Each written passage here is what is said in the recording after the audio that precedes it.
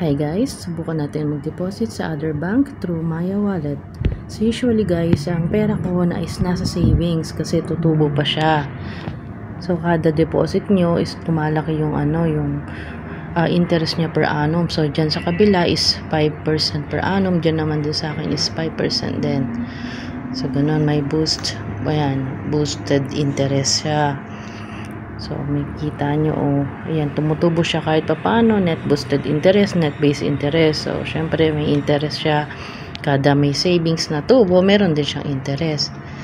So, ngayon, yung dalawang bangko ko, pagsasamahin ko lang yan dyan. Yan, for example, mag-donate muna tayo sa ating paboritong simbahan.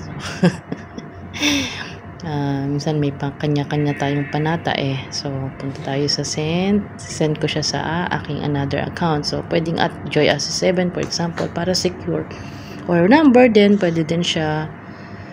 So ganoon, yan number ko, yan pangalan ko. So syempre may pin, ayun, lumabas. So enter natin, verify, so done. So pumasok na doon, samahin ko lang yan.